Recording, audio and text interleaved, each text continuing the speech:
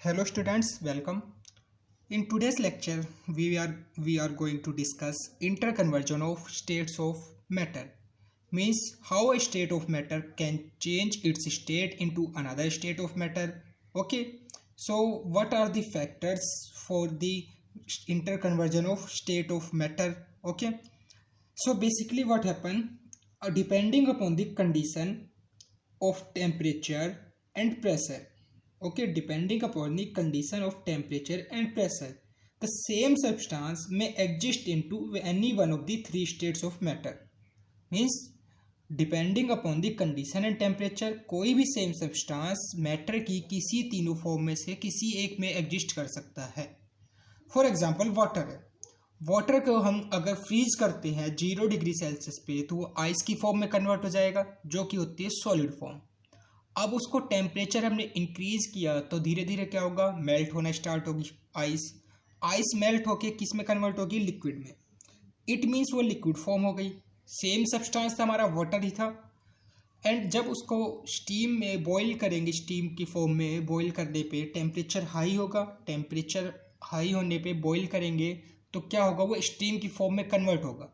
Steam की form में convert होने पे वो अपनी कौन सी फेज में आ गया, कौन सी स्टेट ऑफ मैटर में, गैसेज में.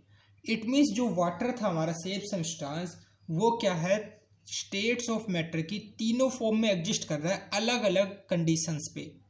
तो depending upon the temperature and pressure same substance can exist in any one of three states of matter. Okay, so now we moving on to the first state of matter.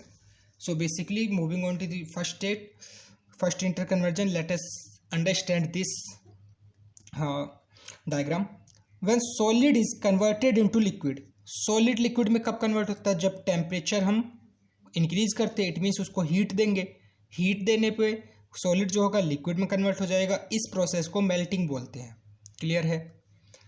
वहीं liquid को और heat किया तो वो convert हो जाएगा gases में. इस प्रोसेस को बॉइलिंग बोलेंगे. Now gases is cool, means its temperature lower down and that process it temperature lower down and it is converted into liquid. So this process is known as condensation. Okay, so now liquid is cooled under the state of solid. So liquid को और ज़्यादा cool करेंगे, उसका temperature और lower down होगा तो वो इस प्रोसेस में लिक्विड से किस में कन्वर्ट हो जाएगा, सॉलिड में. और इस प्रोसेस को क्या नाम देंगे, फ्रीजिंग. क्लियर है.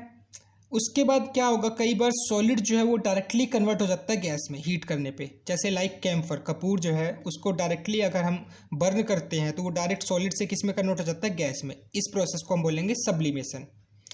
जो गैसेस सब्सटेंस है वो कई बार डायरेक्टली कन्वर्ट हो जाएंगे सॉलिड में कूल करने पे.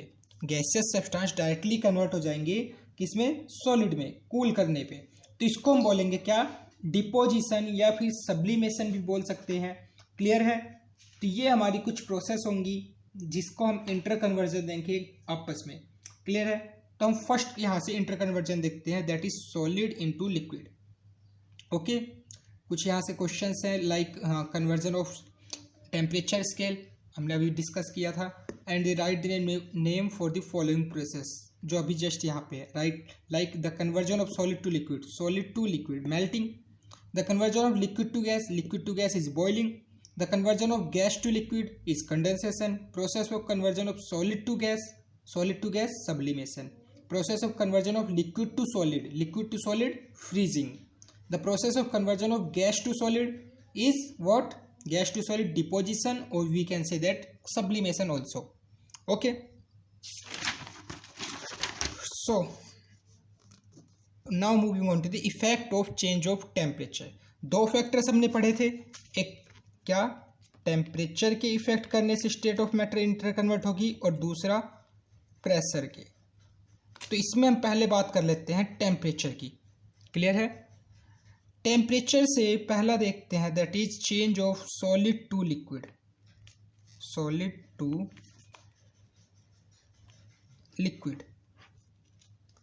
तो सॉलिड टू लिक्विड में क्या होगा, जब सॉलिड टू लिक्विड, इस प्रोसेस को हमने क्या नाम दिया था, मेल्टिंग.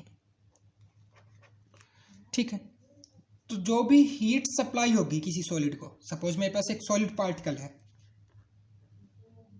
ये एक सॉलिड पार्टिकल है, इसको मैंने हीट यहां से सप्लाई करी।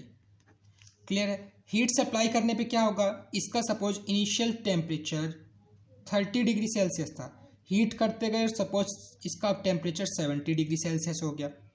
तो जब टेम्परेचर इंक्रीज हुआ तो हमने एक फैक्टर पढ़ा था, टेम्परेचर जो है वहाँ पे किसके, हाँ, टेम्परेचर इंक्रीज करने से क्या होगा, काइनेटिक एनर्जी बढ़ेगी।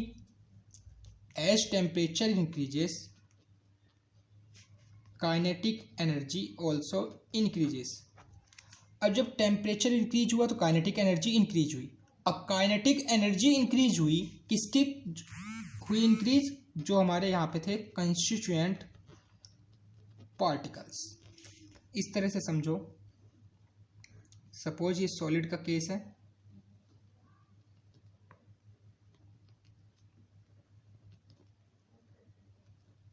ठीक है। अब इस केस में क्या होगा, जैसे टेम्परेचर बढ़ाओगे तो ये जो पार्टिकल्स है कंस्टिट्यूएंट पार्टिकल्स, इनकी जो काइनेटिक एनर्जी होगी वो क्या हो जाएगी, इंक्रीज। काइनेटिक एनर्जी इंक्रीज हुई तो क्या होंगे, ये क्या करेंगे, स्टार्ट मूविंग। जब ये स्टार्ट मूविंग करेंगे तो क्या होगा, इसके जो पार्टिकल्स होंगे मूव करने लग जाएंगे। इट मीन्स वो इतने तो रिजिड नहीं रहे, जब वो रिजिडिटी लूज कर देते हैं, फ्लो करने लग जाते हैं इधर, तो वो कौन सी स्टेट होती है, लिक्विड के केस में। तो ये यहां से कन्वर्ट होने लग जाएंगे कुछ इस तरह से। तो जब ये इस फॉर्म में आ गए, इट मीन्स ये किस में, सॉलिड्स टू लिक्विड फॉर्म में कन्वर्ट हो चुका है। इसी प्रोसेस को हम क्या बोलते हैं, मेल्टिंग। क्लियर है? तो मेल्टिंग के केस में क्या होगा, जब हम इसको टेम्परेचर को हीट देंगे, हीट दे मीन्स सॉलिड को हीट देंगे, हीट देने से क्या होगा, टेम्परेचर इंक्रीज होगा।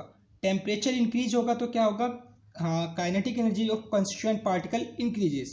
सो due to the increase in kinetic energy the particle start vibrating with greater speed. ये क्या होंगे, वाइब्रेट करने लग जाएंगे ग्रेटर स्पीड के साथ। So as temperature is further increase the energy supplied in the form of heat overcomes the force of attraction. So अब जब यहाँ पे इनके बीच में जो फोर्स ऑफ अट्रैक्शन है, इसको यहाँ पे जैसे ही हीट करते जाओगे एनर्जी और ज़्यादा इंक्रीज होती जाएगी। किसी टाइम पे जो काइनेटिक एनर्जी है वो ज़्यादा हो जाएगी इंटरमोलिकुलर फोर्स ऑफ अट्रैक्शन से। तो उस केस में इनके बीच के जो फोर्स ऑफ अट्रैक्शन वो क्या हो जाएगा, लूज, और ये कन्वर्ट हो जाएंगे इस फॉर्म में। तो ये सॉलिड से लिक्विड के केस में कन्वर्जन होगा। क्या पॉइंट याद रखना है मेन, कि हीट करने पे टेम्परेचर इंक्रीज होगा, टेम्परेचर इंक्रीज होगा तो काइनेटिक एनर्जी बढ़ेगी, काइनेटिक एनर्जी बढ़ने से ये जो पार्टिकल्स होंगे ये आपस में वाइब्रेट करने लगेंगे। किसी टाइम पे जब कंटिन्यू हीट देते रहेंगे तो इस काइनेटिक एनर्जी इतनी ज़्यादा हो जाएगी कि ये ओवरकम कर जाएगी किसको, इंटरमोलिकुलर फोर्स ऑफ अट्रैक्शन को। और जैसे ही ओवरकम करेगी तो वो कन्वर्ट हो जाएगा किसमें, लिक्विड में। तो ये कंप्लीट प्रोसेस होगा सॉलिड टू लिक्विड, जो कि हम मेल्टिंग प्रोसेस बोलते हैं। क्लियर है? देखो अब क्या होता है, एक यहाँ से हमें कॉन्सेप्ट समझना होगा लेटेंट हीट ऑफ फ्यूजन का। अब लेटेंट हीट ऑफ फ्यूजन का कॉन्सेप्ट क्यों समझना पड़ेगा, देखो कुछ एक एक्टिविटी मान लो करते हैं। एक बीकर के अंदर हम कुछ आइस क्यूब्स लेते हैं, ठीक है, टेक सब ice in a beaker and note down its temperature. उसका टेम्परेचर क्या करना है, नोट करना है। उसको फिर धीरे धीरे हीट करो, ठीक है। एक बीकर में आइस लेनी है, उसका टेम्परेचर नोट करना है, उसके बाद उसको क्या करना है, धीरे धीरे हीट करना है, बिल्कुल स्लो फ्लेम पर। अब जब तक वो कंप्लीट आइस मेल्ट नहीं होती लिक्विड वाटर में, ठीक है, उसका टेम्परेचर दोबारा नोट करो एक बार। जब उसके अंदर कुछ आइस के पार्टिकल्स रह जाएंगे और कुछ वाटर के पार्टिकल्स भी, कुछ मतलब वाटर की फॉर्म में कन्वर्ट हो जाए, तो उस टाइम पे उस वाटर का जो होगा टेम्परेचर नोट करना है। तो उस टाइम पे टेम्परेचर जब नोट किया तो क्या हुआ, जो इनिशियल टेम्परेचर तुमने नोट किया वो मे बी सपोज मैंने कह दिया 0 डिग्री सेल्सियस, आइस जो होगी 0 डिग्री सेल्सियस पे। उसके बाद जो मेल्ट हुआ, मेल्ट होने के बाद उसमें कुछ पार्ट्स आइस के रह गए, बस मेल्ट होने वाला था कंप्लीट, तो उस टाइम पे टेम्परेचर था 0 डिग्री सेल्सियस हीट करने पे। तो हीट करने पे टेम्परेचर वहाँ पे राइज क्यों नहीं हुआ? क्लियर सी बात आ रही है समझ में, कि हमने उसको हीट किया, हीट करने पे उसमें इंक्रीज इन टेम्परेचर नहीं हुआ, ठीक है। तो तो इसका मतलब जो हमने हीट किया वो हीट गई कहाँ वहाँ पर। क्लियर सी बात है कि एक हमने क्या भी कर लिया, इसके अंदर कुछ क्या थे, आइस क्यूब्स थे, इसको हमने हीट किया। हीट करने पे सपोज ये कुछ इस फॉर्म में कन्वर्ट हो गया, ये वाटर और कुछ इसके अंदर एक दो पीस आइस के रह गए। तो इस टाइम पे टेम्परेचर जो थर्मामीटर से हमने मेजर किया 0 डिग्री सेल्सियस, और इस टाइम पे मेजर किया तब भी 0 डिग्री सेल्सियस। तो हमने तो इसको हीट सप्लाई करी थी, तो हीट सप्लाई करने पे टेम्परेचर इंक्रीज होना चाहिए था, बट ये टेम्परेचर इंक्रीज नहीं हुआ। ठीक है, तो ये नहीं हुआ, इट मीन्स ये हीट कहाँ पे यूटिलाइज हुई। इस कॉन्सेप्ट को समझाने के लिए हमें हीट ऑफ फ्यूजन पढ़ना पड़ेगा, लेटेंट हीट ऑफ फ्यूजन। ठीक है, तो लेटेंट हीट ऑफ फ्यूजन का मतलब क्या होता है, तो ये हमने एक्सपेरिमेंट समझ लिया। तो अब ये जो हीट एनर्जी है ये किस चीज़ में ओवरकम कर गई, जो अभी हमने पढ़ा था, जो इंटरमोलिकुलर फोर्स ऑफ अट्रैक्शन है। सपोज ये एक पार्टिकल के बीच का इंटर पार्टिकल डिस्टेंस इतनी है और इनके बीच लगने वाली फोर्स क्या होगी, inter molecular force of attraction. तो जब इसको हीट दोगे ना, तो हीट दोगे तो डायरेक्टली तो इसमें कन्वर्ट होंगे नहीं, इनके बीच का जो फोर्स ऑफ अट्रैक्शन ये पहले ब्रेक होगा। तो जो हमने हीट दी वो किसको क्या करेगा, इसको ब्रेक करने के काम आएगा। तो जब ये क्या होंगे, सपोज ये यहाँ से ब्रेक हो गई, हीट हमने सप्लाई करी, ये ब्रेक हो गए, तो जिस टाइम पे इनके बीच का फोर्स ऑफ अट्रैक्शन ब्रेक हुआ तो उस टाइम पे तो टेम्परेचर इंक्रीज नहीं हुआ होगा, तो उसी को हम बोलते हैं latent heat of fusion. Clear है, तब इसको बाय डेफिनेशन आते हैं। तो क्वेश्चन जो हमारे द एक्टिविटी क्या थी, take some ice in a beaker and note its temperature. Now heat it gently until whole ice melts into liquid water. Now again note the temperature. You will observe that even on heating there is no increase in temperature. So question strikes in our mind is that where does this heat energy utilize? So this heat energy is actually used up in overcoming the force of attraction between particles of solid without increasing their kinetic energy. Means जो kinetic energy होगी वो initial level पे increase नहीं होगी, पहले force of attraction टूटेगा, उसके बाद पार्टिकल्स की काइनेटिक एनर्जी जो होगी इंक्रीज होनी स्टार्ट होगी। तो दस the temperature also doesn't increase, तो इसलिए टेम्परेचर भी इंक्रीज नहीं होगा। और इस जो हीट को कहते हैं हिडन हीट या लेटेंट हीट बोला जाता है। लेटेंट का मतलब है हिडन, तो इसको हम हिडन हीट बोलेंगे। सो बेसिकली क्या होती है लेटेंट हीट ऑफ फ्यूजन, अगर डिफाइन करना हो तो amount of heat energy required to change 1 kg और 1 यूनिट ऑफ सॉलिड, कोई भी हमने 1 यूनिट ले लिया या 1 kg सॉलिड को ले लिया, उसको लिक्विड में eight atmospheric pressure at its melting point is called latent heat of fusion. Means उसका सपोज मेल्टिंग पॉइंट क्या था, 0 डिग्री सेल्सियस आइस का, ठीक है, और हमने एटमॉस्फेरिक प्रेशर रखा 1 बार, जो भी हमारा स्टैंडर्ड है। ठीक है, तो उस कंडीशन पे जो 1 kg सॉलिड को कन्वर्ट करने में, 1 kg सॉलिड को लिक्विड में कन्वर्ट करने में कितनी हीट चाहिए, ठीक है, 0 डिग्री सेल्सियस पे, मीन्स टेम्परेचर उसका इंक्रीज ना हो और वो सॉलिड जो है, आइस जो है, वो वाटर की फॉर्म में कन्वर्ट हो जाए, टेम्परेचर इंक्रीज ना हो। तो विदाउट इंक्रीजिंग द टेम्परेचर हमने कितनी हीट सप्लाई करी, उसको हम बोलेंगे latent heat of fusion. Clear है कि the amount of heat energy required to convert 1 kg solid into liquid keeping the atmospheric pressure at 1 bar and its melting point. Melting point पे ही होना चाहिए जो भी सब्सटेंस होगा, क्योंकि अगर मेल्टिंग पॉइंट से डाउन आ चुका है, suppose 0 degree Celsius 5 degree Celsius हो गया, तो उस टाइम पे तो ऑलरेडी वो वाटर की फॉर्म में एग्जिस्ट हो चुका है, तो वहाँ पे लेटेंट हीट ऑफ फ्यूजन वाला कॉन्सेप्ट अप्लाई ही नहीं होगा। तो क्लियर सी बात है, latent heat of fusion concept कब अप्लाई होगा, जब वो अपने मेल्टिंग पॉइंट पर है। तो हमें जो भी सब्सटेंस का लेटेंट हीट ऑफ फ्यूजन निकालना है तो उसको उसके मेल्टिंग पॉइंट पे ऑब्जर्व करना होगा। क्लियर है, अब सेकेंड स्टेट पे आते हैं, that is change of state from liquid to solid. अभी हमने पढ़ा क्या, सॉलिड टू लिक्विड, अब इसका just reverse, liquid to solid. Solid to liquid process क्या थी, मेल्टिंग, ठीक है, और लिक्विड टू सॉलिड क्या होगी, फ्रीजिंग। क्लियर है, दोनों प्रोसेस में कंफ्यूज नहीं होना है। सॉलिड टू लिक्विड मेल्टिंग, जब लाइक आइस मेल्ट हो रही है, और वाटर का फ्रीज होना फ्रीजिंग, लिक्विड टू सॉलिड। तो इसके अंदर क्या होगा, liquid to solid freezing process में हम टेम्परेचर को क्या करते हैं, डाउन। तो टेम्परेचर जब डाउन होगा, if the temperature of a liquid is lower, तो काइनेटिक एनर्जी ऑफ पार्टिकल क्या हो जाएगी, डिक्रीज।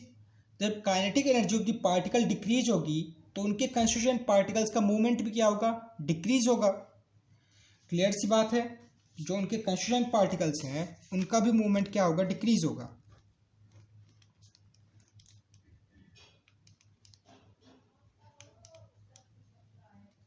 ठीक है, कुछ इस तरह से लिक्विड्स होंगे। अब इनका टेम्परेचर जो है डाउन किया तो इनका जो मूवमेंट है, पार्टिकल्स का मूवमेंट, काइनेटिक एनर्जी वो क्या होगी, डाउन होगी। डाउन होने की वजह से इनका मूवमेंट कह सकते हैं क्या, मूवमेंट जो होगा रिटार्ड या डिक्रीज हो जाएगा। मूवमेंट डिक्रीज हुआ तो इसकी वजह से जो पार्टिकल्स होंगे एक दूसरे की तरफ अट्रैक्ट होने लगेंगे, एक दूसरे की तरफ अट्रैक्ट होने लगेंगे।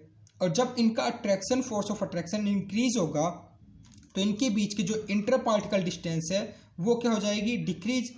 तो इंटर पार्टिकल डिस्टेंस डिक्रीज होगी तो ये कुछ इस तरह से अपने आप को क्या करेंगे, अरेंज कर लेंगे। और ये अरेंजमेंट किसका है, इन केस ऑफ सॉलिड। तो that is how liquid converted into solid.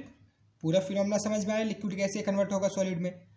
क्या करेंगे, टेम्परेचर डिक्रीज करेंगे, टेम्परेचर के डिक्रीज होने से काइनेटिक एनर्जी डिक्रीज होगी, तो मूवमेंट ऑफ पार्टिकल्स होंगे कंस्टिट्यूएंट वो भी डिक्रीज हो जाएंगे। तो मूवमेंट जब डिक्रीज होगा तो उनके बीच का जो इंटरमोलिकुलर फोर्स ऑफ अट्रैक्शन है वो क्या हो जाएगा, इंक्रीज। तो जिसकी वजह से क्या होंगे, वो पार्टिकल्स आपस में क्लोज आएंगे। क्लोज आने की वजह से क्या होगा, उनका वो लिक्विड से किस में कन्वर्ट हो जाएगा, सॉलिड में। तो ये कंप्लीट फिनोमिना होगा किसमें, फ्रीजिंग प्रोसेस में। क्लियर है। सो फ्रीजिंग से यहाँ से फ्रीजिंग पॉइंट हमें याद रखना है। फ्रीजिंग पॉइंट क्या होता है, the temperature at which liquid converts into solid. एक कोई भी लिक्विड है वो किस में कन्वर्ट हो जाए, सॉलिड में। और एट एटमॉस्फेरिक प्रेशर, जो भी हम ये एक्टिविटी कर रहे हैं इंटर कन्वर्जन, सभी किस पे होगा, एटमॉस्फेरिक प्रेशर पे। तो ये एट एटमॉस्फेरिक प्रेशर तो कंपलसरी ही है। तो the process of conversion of liquid into solid at atmospheric pressure is known as freezing point. Okay, इसी प्रोसेस को हम सॉलिडिफिकेशन भी कहते हैं, मीन्स सॉलिडिफाई होना, वाटर का सॉलिड में कन्वर्ट होना आइस की फॉर्म में। ठीक है, अब इसमें एक पॉइंट याद रखना है, जो फ्रीजिंग पॉइंट होगा उसको क्या होंगे, इम्प्योरिटीज एडिशन जो होगा वो फ्रीजिंग पॉइंट को लोअर करती है। मीन्स इसको इस तरह से समझना है, सपोज ये एक प्योर वाटर है, ठीक है, एक कंटेनर में हमने लिया क्या, इसके अंदर कुछ क्या है, इम्प्योरिटीज है। तो ये हमारा क्या होगा, इम्प्योर वाटर। तो दोनों में से अगर मुझे कंपेयर आ जाए कि इन दोनों में से कौन सा प्योर वाटर है, तो हम यहाँ पे डिफरेंशिएशन कर सकते हैं बाय दी फ्रीजिंग पॉइंट। जो इम्प्योरिटीज एडिशन होगी वो फ्रीजिंग पॉइंट को क्या करेगी, लोअर करेगी। इट मीन्स इसका फ्रीजिंग पॉइंट हाई होगा, इसका फ्रीजिंग पॉइंट क्या होगा, लो होगा। ठीक है, तो जिसका फ्रीजिंग पॉइंट कम होगा वो मीन्स इम्प्योर है, और जिसका फ्रीजिंग पॉइंट हाई है वो क्या है, प्योर है। तो that is how we can differentiate impure and pure by with the help of freezing point. Okay, अब जो फ्रीजिंग पॉइंट होगा वो प्रेशर के फैक्टर से क्या होगा, डिक्रीज होगा। अगर हम प्रेशर अप्लाई करेंगे तो फ्रीजिंग पॉइंट ऑफ आइस है वो क्या हो जाएगा, डिक्रीज हो जाएगा। क्लियर है। तो ये कुछ फैक्टर्स होंगे how the change of state of matter. तो हमने दो यहाँ से प्रोसेस कवर अप करी, that is solid to liquid and liquid to gas. उसके बाद what is the physical state of matter, 25 degree Celsius. Water की 25 डिग्री सेल्सियस पे क्या फिजिकल स्टेट होगी, 25 डिग्री सेल्सियस। 0 डिग्री सेल्सियस पे क्या होता है, वो वहाँ पे सॉलिडिफाई होता है, फ्रीज होता है। 100 डिग्री सेल्सियस पे बॉईल होता है। तो 0 से 100 के बीच में क्या रहेगा, लिक्विड की फॉर्म में। तो यहाँ पे क्या रहेगी इसकी फॉर्म, लिक्विड। 100 डिग्री सेल्सियस पे स्टीम में कन्वर्ट हो जाएगा तो गैसियस। 0 डिग्री सेल्सियस पे आइस में कन्वर्ट होगा तो सॉलिड। क्लियर है। अब यहाँ पे कुछ क्वांटिटीज दे रखी है, उनकी यूनिट्स दे रखी है, उसको मैच करना है। ठीक है, लाइक प्रेशर। प्रेशर के लिए क्या यूनिट होगी, यहाँ से क्यूबिक मीटर दे रखा है, किलोग्राम, केल्विन, पास्कल। तो प्रेशर को हम मेजर करते हैं किसमें, पास्कल में। पास्कल जो होता है वो 1 पास्कल होता है न्यूटन पर मीटर स्क्वायर। ठीक है, फिलहाल प्रेशर को हम किस में मेजर करेंगे, पास्कल में। टेम्परेचर, टेम्परेचर के अभी हम 3 यूनिट पढ़ के आ रहे हैं, that is degree Fahrenheit, degree Celsius and kelvin. तो यहाँ पे फिलहाल केल्विन गिवन है तो केल्विन। मास, मास को हम किस में मेजर करते हैं, ग्राम में या किलोग्राम में, तो फिलहाल यहाँ पे किलोग्राम, तो किलोग्राम यहाँ से मैच। वॉल्यूम, वॉल्यूम हम दो चीज़ में मेजर करते हैं, या तो हम कह सकते हैं लीटर ml में, या फिर लीटर ml को कन्वर्ट कर सकते हो सेंटीमीटर क्यूब या मीटर क्यूब में। तो यहाँ से क्या है, क्यूबिक मीटर, तो सेंटीमीटर क्यूब, ठीक है। तो ये यहाँ से यूनिट्स कुछ इसकी आपस में क्लियरली मैच कर सकते हैं। अब नेक्स्ट है हमारा that is change of state from liquid to gas. तो यहाँ पे हमें जैसे हमने लास्ट में सॉलिड टू लिक्विड में क्या पढ़ा था, लेटेंट हीट ऑफ फ्यूजन, तो अब हमें यहाँ पे पढ़ना है लेटेंट हीट ऑफ एवेपोरेशन, ठीक है। तो अब नेक्स्ट में हम पढ़ते हैं change of state from liquid to gas, और जो भी हमारे स्टेट ऑफ इंटर कन्वर्जन है उसको कवर अप करते हैं, ओके।